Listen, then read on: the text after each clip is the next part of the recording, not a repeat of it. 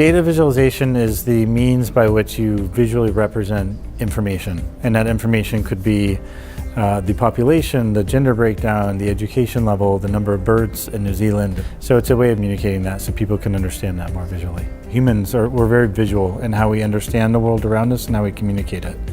Language is a limited means of communication. Like the way we're talking right now.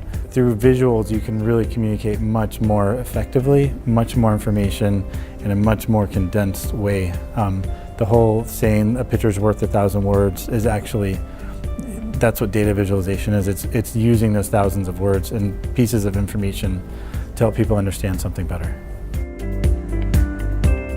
What we have done for Google is, for the presidential debates leading up to the conventions, was building a data scraping tool into the Google Trends system to essentially pull out information to kind of see what keywords are being searched in relation to one another. So which candidate has a higher search interest than the other, but also what issues are important around the country, like a real-time mind reading of the country, of like what are people searching with, how are they searching for it, what related words are they searching in association to that, and then finding ways to communicate that so that news outlets and media outlets can take that, give a report, talk about it, and sort of discuss. What you need data scientists or engineers, technical people who understand how to build a scraping tool to go in and actually pull data. You need statisticians or people who understand anomalies and how to read data, how to massage it in a way to look at an average or a moving average or different statistical analysis. Then you need a visual communicator and somebody who knows how to sort of build a narrative around that in a visual form. And then you need somebody who can also think about sort of that bigger picture, the purpose, the author, the bigger storyteller, who can put all those pieces together and then communicate that in a message. What you're doing is you're cultivating a creative culture. You're also cultivating a technical culture. Collaboration that's the crucial element.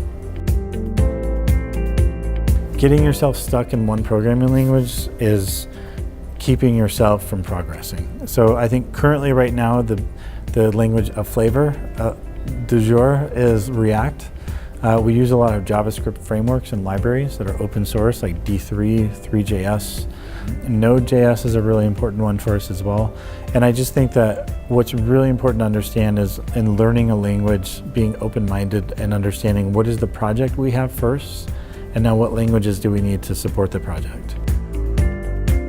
We have been in this sort of information era for the last 10 or 20 years. Where information is being shown, even longer than that really. Data visualization is plugging in more to experiences with data. So VR is a really good example.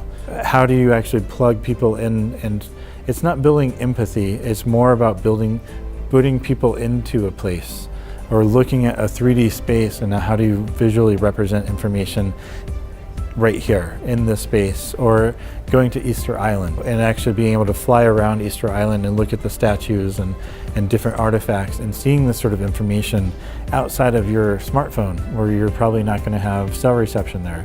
But actually you can go there through VR or some other experience, you can actually see that more firsthand and it feels like you're there. I think that's where the trends are starting to go.